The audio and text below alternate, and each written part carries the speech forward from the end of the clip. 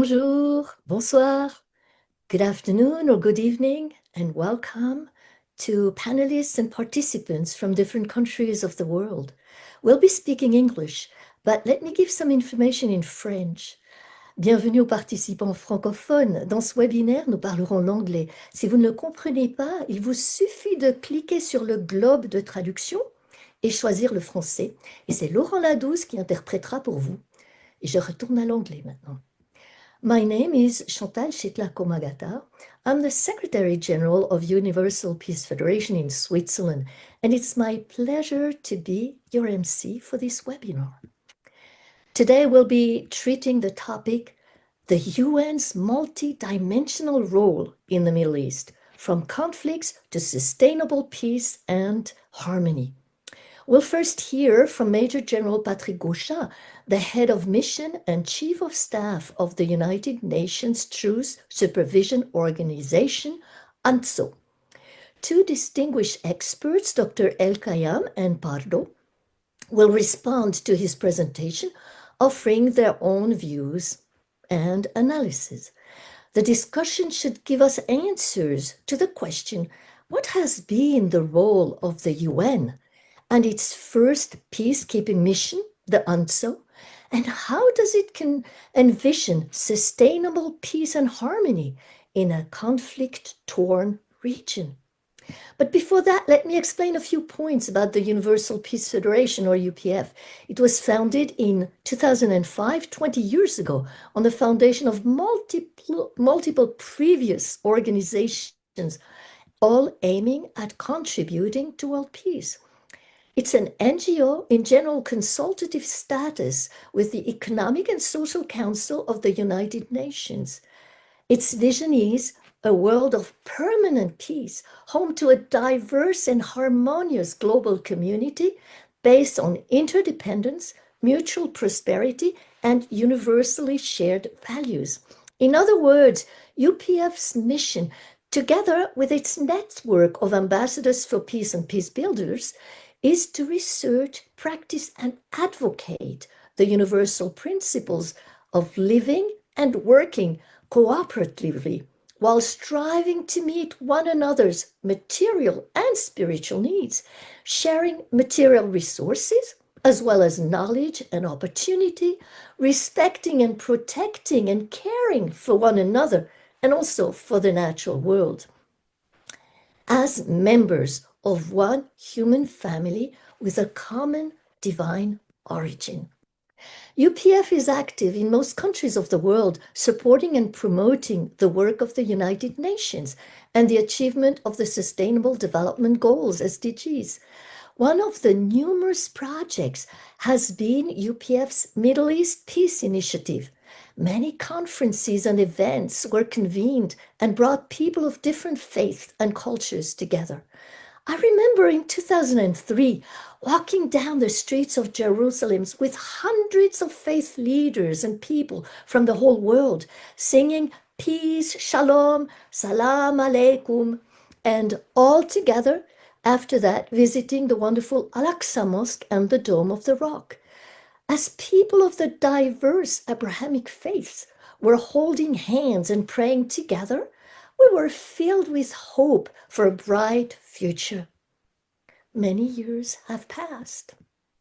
But today we're very privileged to learn about the UN work on the ground in the Middle East. So without further ado, let me introduce our keynote speaker.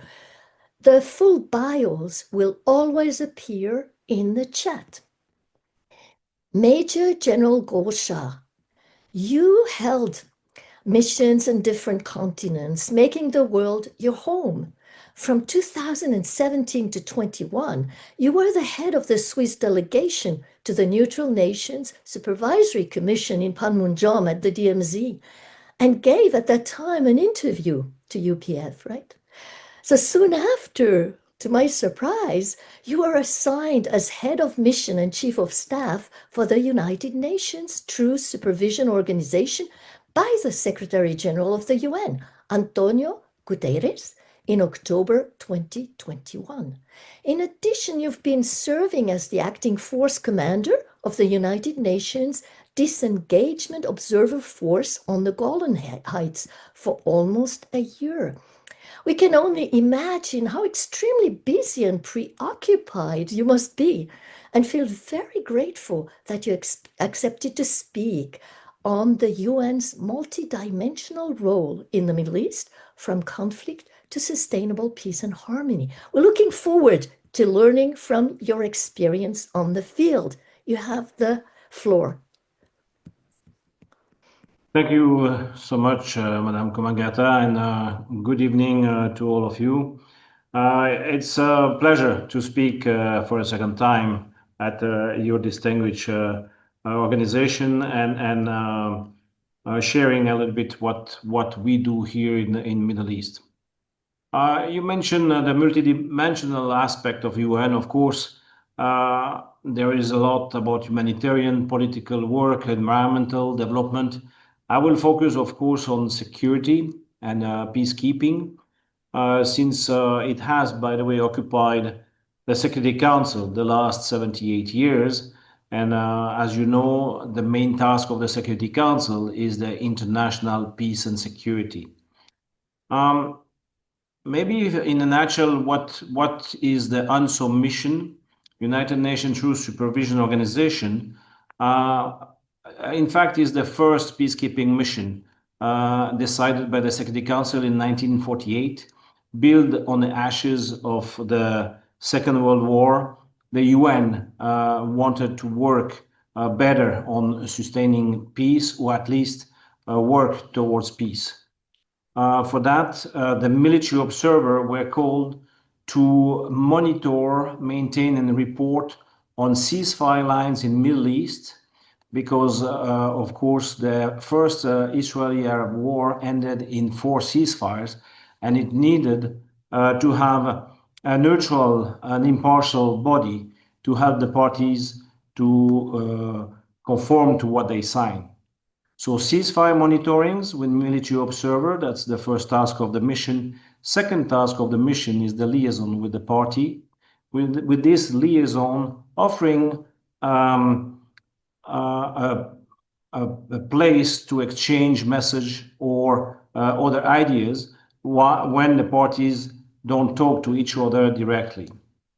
And here it's a little bit, I will go directly to the situation actually.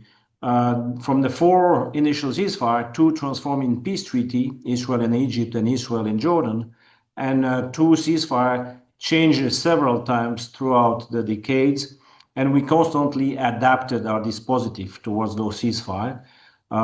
Situation that is allowing UNTSO to do that is because the Security Council mandate, being on 3 resolution, is really allowing flexibility for this mission. You mentioned a little bit what is happening nowadays, and I want to share a little bit before the wars, before the terrible 7th of October. Of course, our presence was creating restraint, but definitely helping the explanation to the party or to the local population, both sides of the different lines in Middle East. It was helping the parties to conform to what they sign, in having a clear cut with a military observer report. Military observer are captain and major, so officer that have done a special course, how to report, how to observe, how to investigate incident. So a very good tool for the parties. Now, after the 7th of October, it has been different, I will call that different war. Gaza, of course, Lebanon and Syria. And I have to say here we had different effect. Gaza, we are not present because the mandate was, we didn't have any task there. Of course, the Security Council asked some briefing about how we could help. But anyway, it's a decision of the Security Council, and it's a decision also of the parties. Lebanon, during the conflict, our presence at the blue line, the separation line, created a restraint of the party. Somebody is watching you, somebody is reporting to the Security Council, and therefore helping also the parties to respect, if not the ceasefire, at least the rule of the war. Syria, our presence, of course, was helpful when it comes to dramatic change in the governmental system, but also explaining the population that the international society is still there, seeing them, and also helping them when it comes to needs for information or other needs. If we see after the conflict, of course, the first thing is population needs. In South Lebanon, in Syria, it was a massive request of information, what's going on, and also a lot of requests about food, maybe school, teacher, and so on. So the basic construction of the society. It was far more than before, of course, because war brings destruction, but definitely also a possibility for the population to come more open to us in some cases. Of course, exchange of messages between the parties or between new parties, construction, for example, in Syria. Our presence allowed us to inform what was expecting from one party to the other one, or at least the position of the party. I want to mention that this is the main action for a peacekeeping mission in Chapter 6, where we cannot impose the mandate. Chapter 6 of the UN Charter, we help the parties to achieve a ceasefire. And here, by our presence, we were strengthening new ceasefires in this, definitely in Lebanon, but also in Golan, where the presence was helping the parties to situate themselves. It's very different than Chapter 6, which we help the parties, but the parties are responsible to achieve the ceasefire they sign, than Chapter 7, where UN can impose the mandate. And those are not existing in Middle East. Those missions in Chapter 7 are in African continent, for example. Of course, we have another type of mission is Chapter 8, where the Security Council decide to stabilize an area, but call other international organization or a coalition for the willing to take the mandate. Could be African Union, European Union, or any new coalition.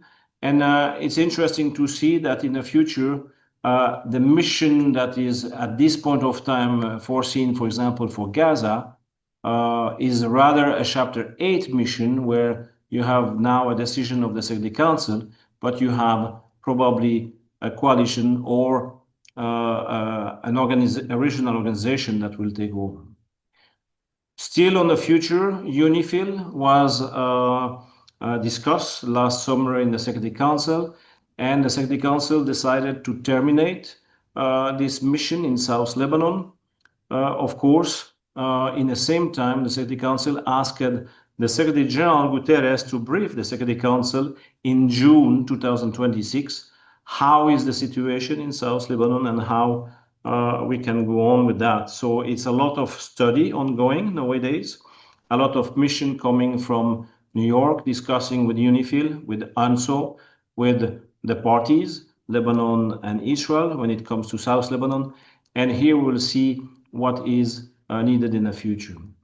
And for the part concerning Syria and the Golan, of course, here we have a major transformation in the Syrian society and government structure with an interim government that build the nation. And here we are, of course, allowing the 1974 Disengagement of Force Agreement to be in place and available for any additional agreement that could be decided by the parties. It is to note here as well, the population is the one that need the most our presence immediately after this kind of change. And we have a program of discussing with them, identifying what is needed, and then doing an orientation towards the UN agencies, the NGOs, and other governmental system to help what those population needs, especially in southern Syria. Now you mentioned about UNDOF. UNDOF and UNIFIL are forces, so that are soldiers 20 years old with a weapon. And so we are no military, no arm, no weapon, but captain and major, which is two different things, but working really closely and without friction together. Of course, one can understand that an officer can write good report, has the knowledge, military knowledge of what is going on when you have a kinetic action or military action. And that's the job of a military observer, that observe, report, patrol, inspect, verify, and liaise.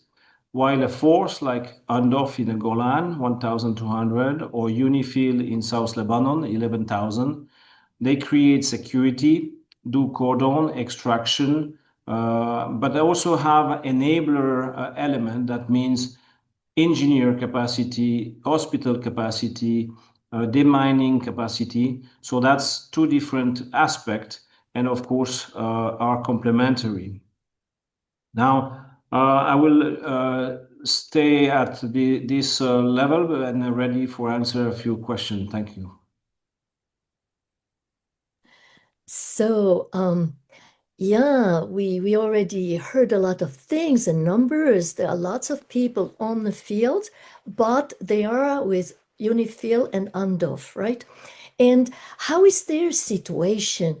I mean, they must be, it must be a very dangerous situation to be there. And also, some must have experienced trauma on the field. So, what happens with them?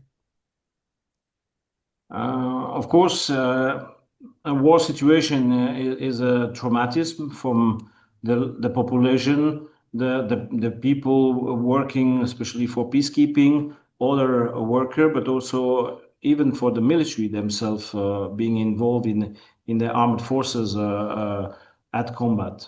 I think here we had to take a lot of measure, of course, immediate measure to have different lines about a stress counselor, line about information. Information is key, and also having program to observe how the people behave. Because when you are in a military observer post, middle of two parties that go at combat, then of course you have a lot of things that can happen. And here it's important to keep contact, but also to have this observation to move possibly the military observer to other places, which something we can do. Sometimes, of course, the parties cannot or the population cannot. In the same time, it depends also of the background of the people. Some were already experiencing war situation. I had military observer from with experience in Afghanistan, and we have seen, of course, some weakness here. So we try to move the military observer from one theater to another one, and that's a little bit the strength of the UNTSO mission, because we have people in the different country, and then we can move those people in function of what we estimate about their mental status. And I imagine that there are people coming from different countries, right? Working for UNTSO and for these organizations. So what happens in order to avoid them taking sides with the one or the other one? How do you deal with that? You touch an important concept is the neutrality and impartiality. You see behind me quite some flags from the different countries. Actually, UNSO mission has 31 countries supporting the mission. That allow us to achieve this famous idea of military observer An observation is valid only if two military from two different nations observe it and report it. That means that we guarantee this impartiality to avoid bias. For example, if one country will be mistreated by a party or will favorize a party. So we have this neutrality and impartiality through that. But definitely the 31 country is key to have not only two, three, or four countries, but 31 country. And here I have to say, from the permanent member of the Security Council, we have a observer officer from the United States, from Russia, from China, from France. So the big player in peacekeeping UN are present in the mission. And of course, we have with the additional 27 country a good support from the Concert of Nations. Mhm. And how long do they stay in the mission? Do they stay the whole time? Have they been there for 4 or 5 years, or do they change, go back home? How's that? So the rule, the military observer will stay 1 year minimum. That's also to have saving because deploying people cost. Yeah. So it's minimum 1 year, maximum 2 years, and it depends a little bit of their willingness and their country if they allow to go more than 1 year, 1 year to 2 years. Uh, as military, I'm the only exception. Now I'm 4 years in the area, but also because of what was happening in the Middle East, the civilian staff of the mission can stay longer. Okay. Now, how about the confidence building measures that are implemented at this point to foster progress on the field? So I have to mention that our work at the ceasefire lines are tactical in nature, but this creates space for first strengthening a ceasefire, a new ceasefire, for example, but also creates space for the political echelon to go deeper into the discussion, because then you have some, at least the area, the friction line that is calmer. And here at the tactical level, it's many different things that we can do. First, exchange of information. For example, if we see what was happening in Golan, immediately I put in place, but because I was leading the two missions, I put in place some element to share between the parties. So with the Israeli Defense Forces and the Syrian, at that time, transitional authorities, about people that were arrested, damage, but also incident or information of groups asking what was going on. So that sharing of information in nature is helping to create different confidence building measure, either with new project for information or project to repair some damage, or other element of sharing information between the Minister of Defense or Minister of Foreign Affairs themselves. Yeah. I have one more question about you as a Swiss citizen, neutral Switzerland, and this federalist approach that we have. What do you think that this kind of approach à la Swiss could be applied in that territory, like giving minorities voice and equal rights? You know, do you think this is something that could happen?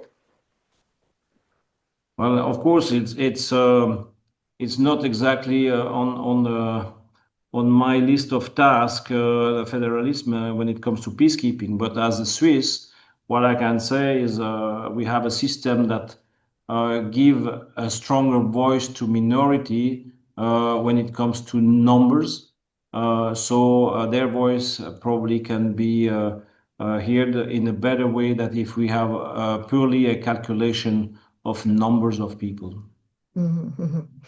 And well, do you have hope that one day in that territory in the Middle East, they'll be able to overcome enmities and live as a peaceful, harmonious, humanity? Do you have this hope, this vision? So yes, of course. First, I have met the last 4 years fantastic people everywhere. Honestly, fantastic people everywhere. So the human nature is good. It's a little bit like one philosopher that was saying the human being is good in nature, but the society corrupt him. And now about my trust, of course, I truly believe that it will happen. We had some peace treaty in the region. We need peace. People want peace. And I will not do this job if I don't believe.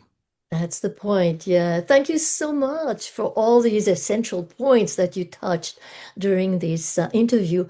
And many of us, I'm sure, were able to understand more clearly, what's happening there on the scene, behind the scenes even. So now two experts will respond to your presentation, and we will first turn to Dr. Eldad Pardo. You are the research director of Impact, author of Predicting Revolutions, Iranian Cinema and the Islamic Revolution, and of many articles on Iran and the Middle East issues. And you earned your doctoral degree in history at UCLA. Many more things in the chat. The floor is yours to respond to what you just heard. Thank you very much. Thank you, Major General Patrick Gauchat. I was really impressed by your presentation, and it's also very touching living here in this area to have people from different countries coming here, helping us, risking their lives for others. Particularly also your Swiss background. My father was a refugee in Switzerland during World War II.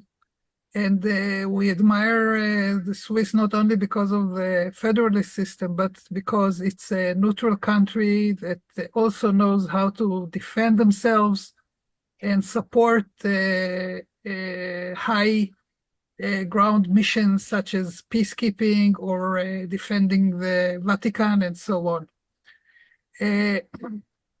My area of expertise is actually studying curricula and education across the Middle East, even though I studied also some European countries like Italy and France. And the question is, what is the connection between these curricula and schooling and the UNIFIL, ANDOF, and UNTSO? I was very pleased to hear that you guys also helped in restoring schooling. So maybe we should, I would like to kind of say a few words first about what I read in Israeli newspapers and research institutions about UNDOF and UNIFIL. Basically, I think there is a respect for both forces, but about UNDOF, both in Israel and I think also in Syria, there is a unilateral positive opinion. About UNIFIL, there was a big debate inside Israel whether UNIFIL, not about the people of UNIFIL, but whether their presence is helping actually the peace, or actually their presence makes the activities of Hezbollah more, their presence restricts Israel, and in a sense, it's the strengthening of Hezbollah and endanger us. Of course, I'm not having an opinion about it, but this is part of the discussion here. I would say that our experience, or what many people think here, is that the larger the degree of agreement between the parties, Then if a third, international force is coming to help, it can be more successful. When there is a really great gap between the sides, then the international force must face more difficulty. And the question is how can the sides move towards more agreement, and how all this is connected to school and schooling. And I would also later want to say a few words also about another United Nations organization, UNRWA, that at least there is a unanimous view in Israel that is a major cause of this conflict. The study of school and the school curriculum and education in general began really in full force after the 1990s and the collapse of the Oslo Accords.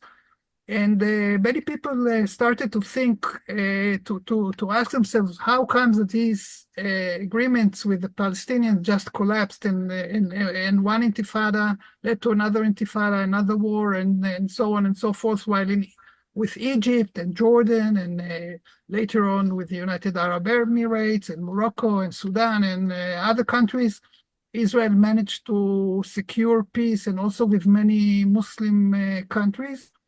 And this is a topic that is widely researched also by the European Union and international organizations.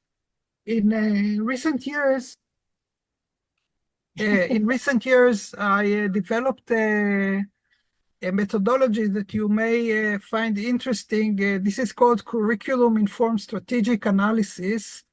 And what we try to do in the organization, and a number of researchers, we try to imitate the work of field people that do observation and geospatial intelligence. Geospatial intelligence is basically studying the terrain, studying the topography, land cover such as forests, territorial deployment of forces and facilities, following up what's going on, also the trajectories of armies. So this is a method that is can be used by observers and also by military intelligence. So we said, let's look at schooling as a consciousness infrastructure. Let's study the trajectories in various topics. For example, how the other is depicted, hate speech, war or resistance versus ideas of peacemaking, compassion, gender issues. 1 minute left.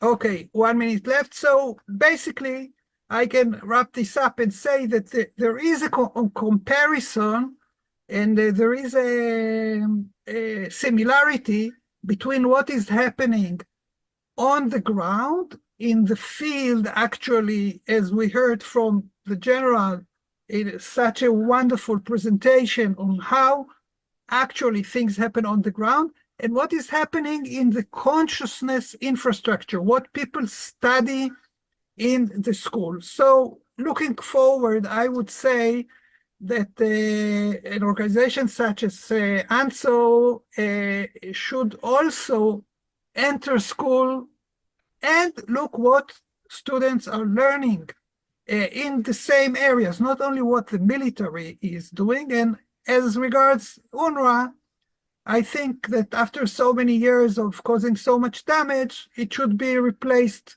by organizations such as UNTSO, and which may make, as we heard, and they have a very good record in bringing the sides together rather than instigating and developing more hate.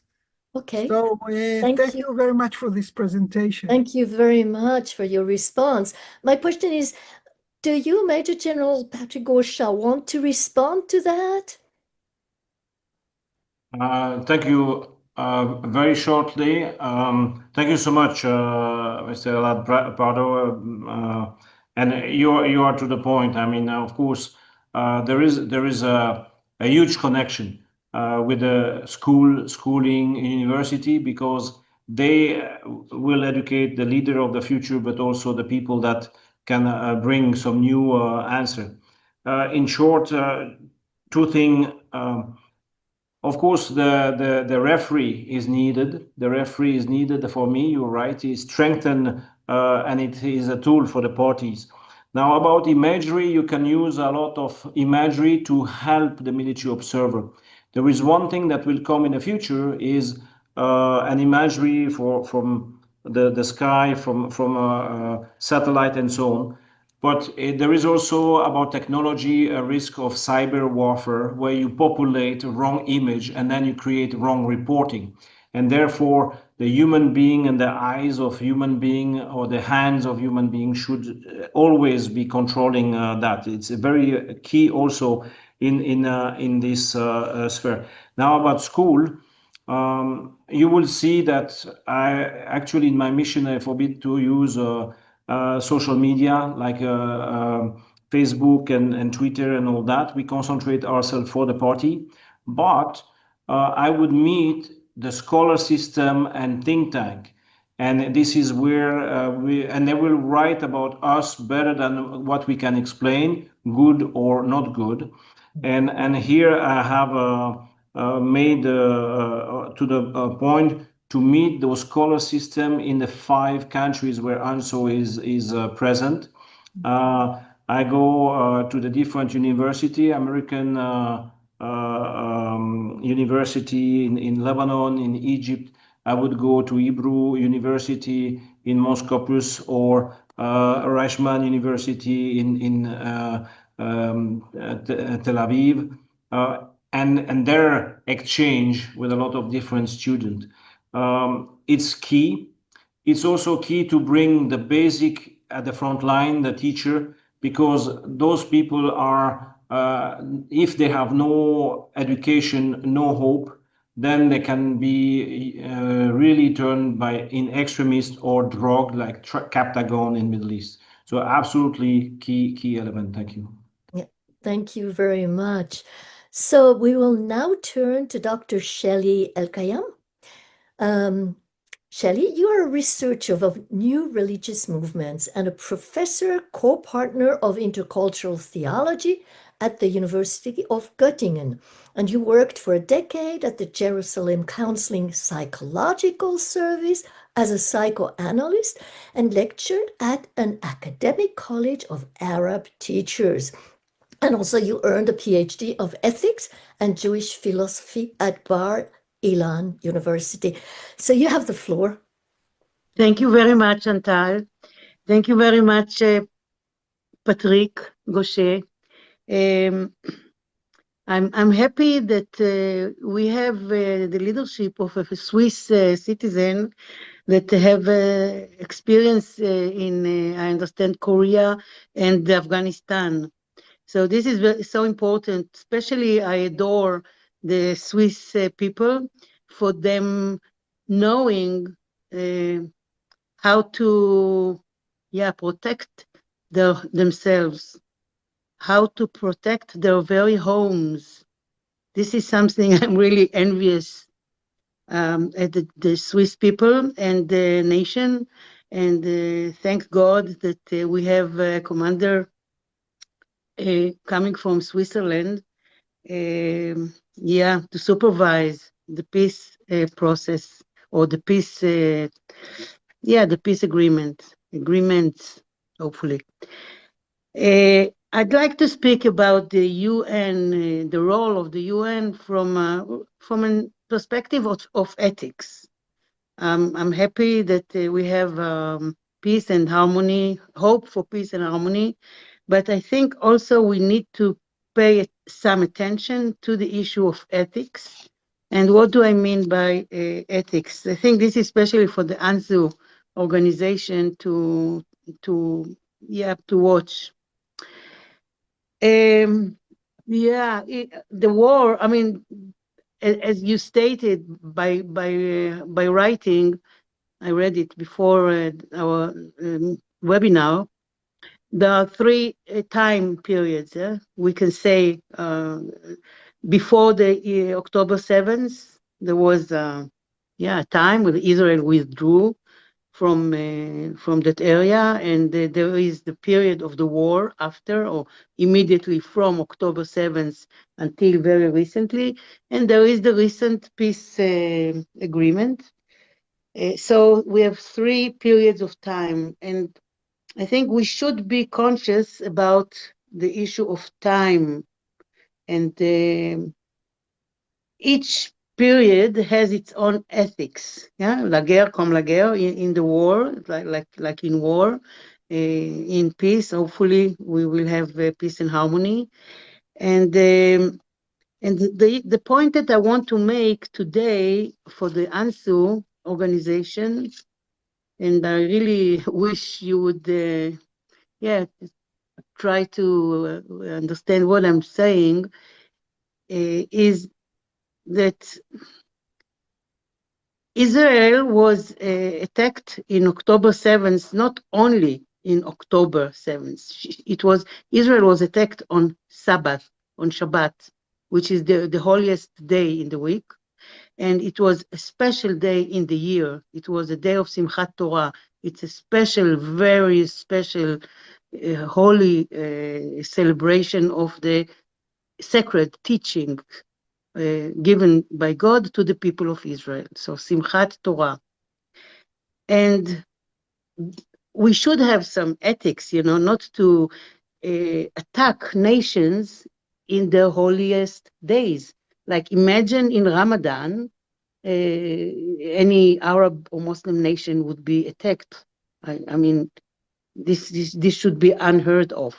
Or imagine America, the United States, be attacked in Thanksgiving.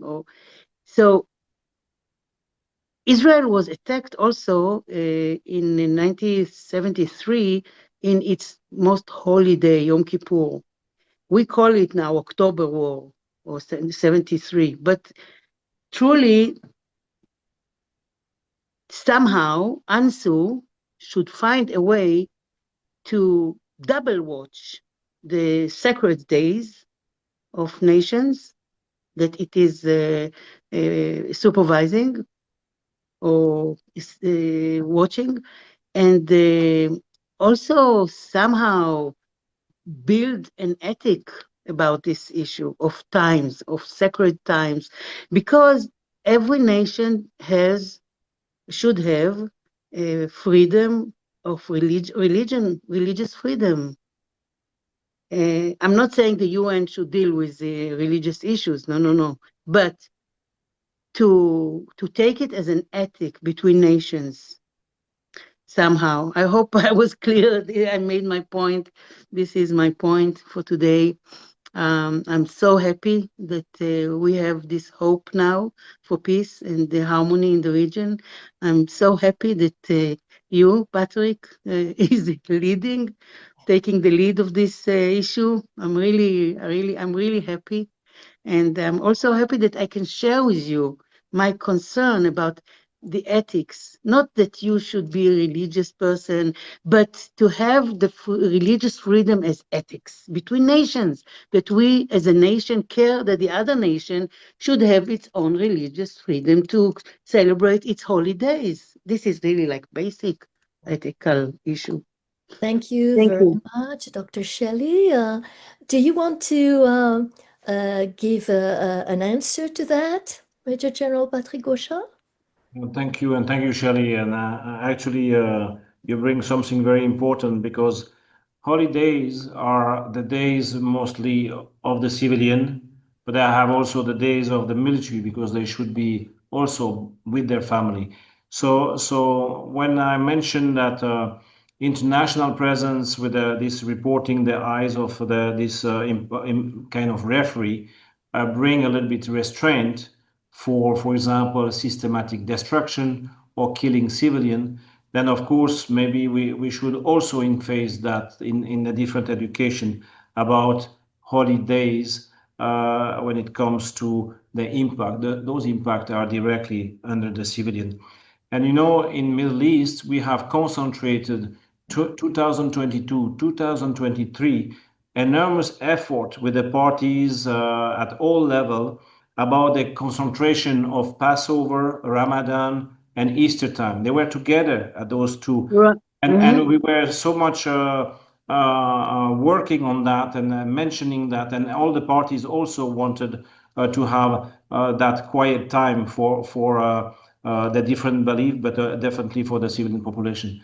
And it happened not at this conjunction of the three religion holidays, but definitely at the end of the major Israeli holiday. So thank you for bringing that point, and it's a good lesson for the different people that work on those respect of at least war rules. Yeah, thank you very much. We have some guests also that would like to ask a question. There's Heiner Hamshin, and he is the chair of UPF in Switzerland. So you have the time to ask a question or make a comment on what you've seen and heard.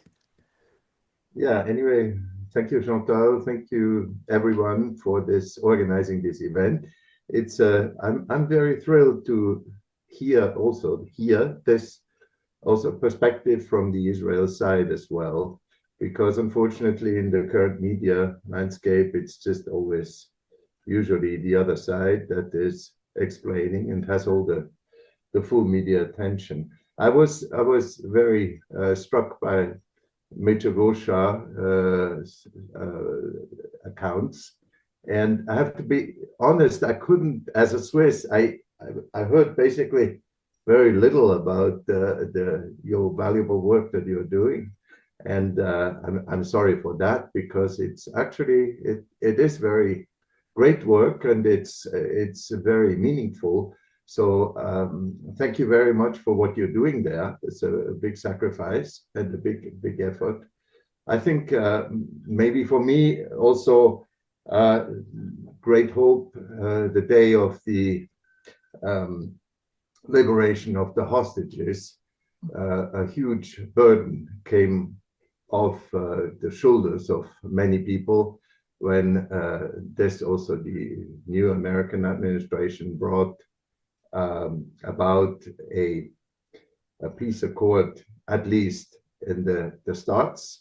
So I'm hopeful also that this will lead further. And I think maybe Switzerland can have a role in the construction and stabilizing a peace situation together with other like-minded nations. So thank you very much for organizing this. It's very meaningful. Thank you. Thank you very much, Heiner. And we have Dr. Claude Begley, who was able to enter just now, and he has a question. So you have to unmute. Can you hear me? Yes, perfect. Good. Major General, very interesting presentation. When I compare the experience which you had on the demarcation line in Korea and your current role, I see a major difference.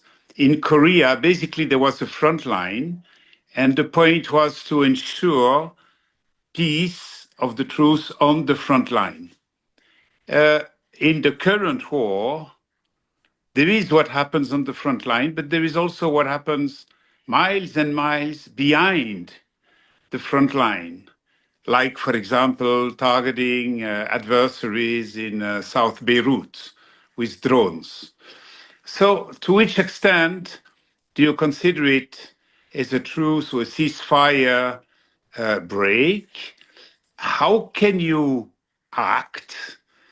And from a strictly tactical point of view, which is controlling the front line, there is apparently an element which is moving more towards political, understanding the laws of war, what is allowed, what is not allowed. So how can you handle the complexity of the fact that the front line is not physically at one point, but could be way behind the official front line.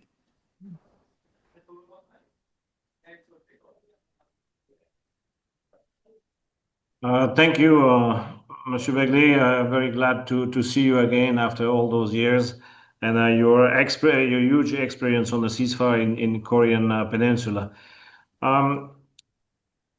In Middle East, the two ceasefires that we are really busy with in South Lebanon and Golan has had from the line of observation post of military observer of UNTSO a transformation to a buffer zone, 74 with Andov in Golan and 78 with UNIFIL in South Lebanon.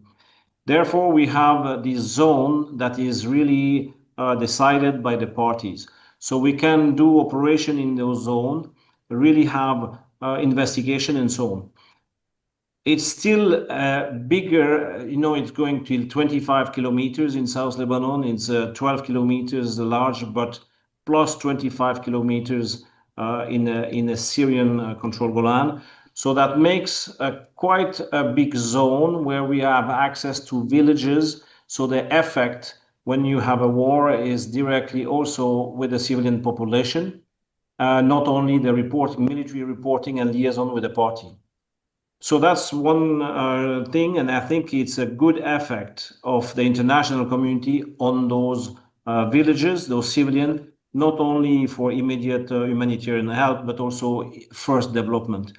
Yeah. You mentioned the further operation when it comes to far away from this area, bombing in Beirut or other places, and of course those can be violation to an armistice when it comes to Beirut, but when it comes, for example, to Syria, is outside the term of the ceasefire, the 1974 Disengagement of Force Agreement. So here it's the force and of an UNTSO cannot act against them. They cannot really do a report, write reports to the Security Council or to the parties, but can use, of course, the fact that is a violation to the spirit of the armistice rather than technically to what we can observe and report. Thank you very much. Very complex. Congratulations for handling it. Thank you, Dr. Begley, for coming on the webinar. And now we will give the floor to the person, the chair of UPF Israel, Itzhak Ben Zvi, and he will give his final remarks.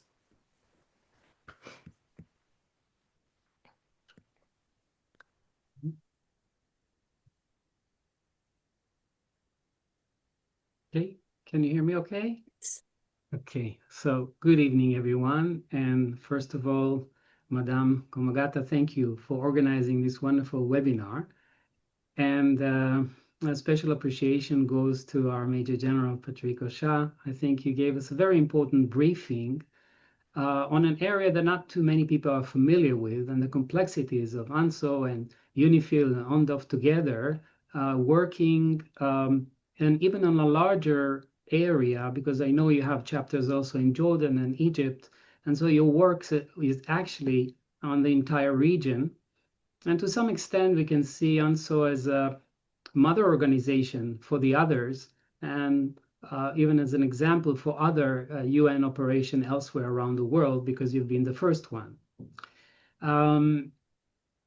I'd like to point that this complex reality that you shared with us depends much on two elements that you did touch upon, and these are the charters. You talked about chapter 6 and chapter 7, and they really define your different ability to respond to situations, and not too many people are aware of that you have to work within the constraints of those chapters.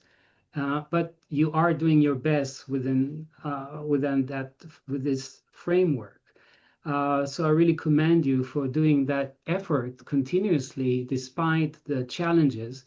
And also that the success, like UNDOF or UNIFIL, much depends on the relationship with the host countries and how they treat you and how they comply and work together with you. Moving on, I'd like to also commend our two respondents, Dr. Shelly Al-Kayam and Dr. Eldad Pardo, because they brought in two important complementary elements. One is the educational aspect that is so crucial to change the paradigm, to change the future of our region. And Dr. Al-Kayam mentioned the spiritual aspect, even the religious aspect, which is vital also in order for the civil society to transform its direction. And in fact, UPF sees itself as a complementary organization to the United Nations. And we can maybe think of the United Nations role dealing with infrastructure, logistics, peacekeeping, monitoring, and human rights issue as the hardware. And we're commissioned with more the software side of dealing with values, with education of the family, because what we really want to create is peace-loving citizens. And surely, if we can work to that end, it will make your work much easier on truth-keeping and so on. In fact, if we do our work right, perhaps we can move from peacekeeping and peacemaking together eventually to reconciliation and to the point where we don't need anymore to watch over agreements, but to see a new future unfolding in our region and elsewhere throughout the world. So I really appreciate your work, and I welcome you to work even closer with UPF International, because we have in mind to support you in sort of a role of mind and body working together, and extend a helping hand as much as we can. So once again, I want to thank you, thank our respondents, and thank all those interventions that came from Mr. Begle and also Hanshin. Thank you for your interventions. And yeah, with this, I'd like to conclude my remarks. Thank you.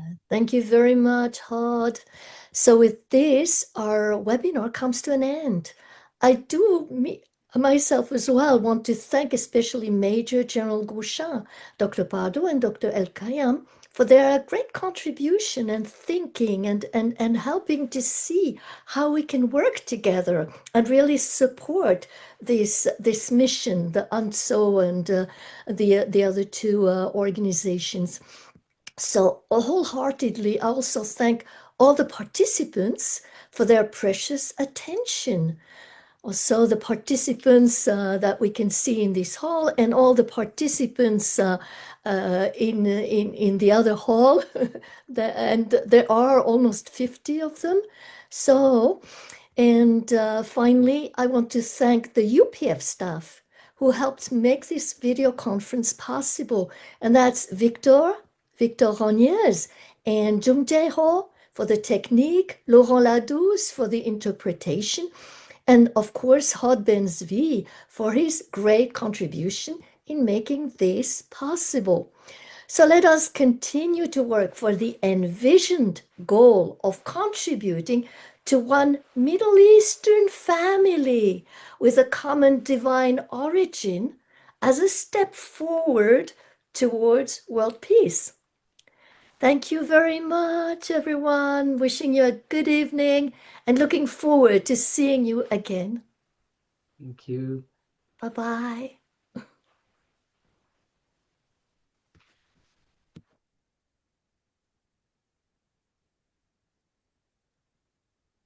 Thank you, everyone.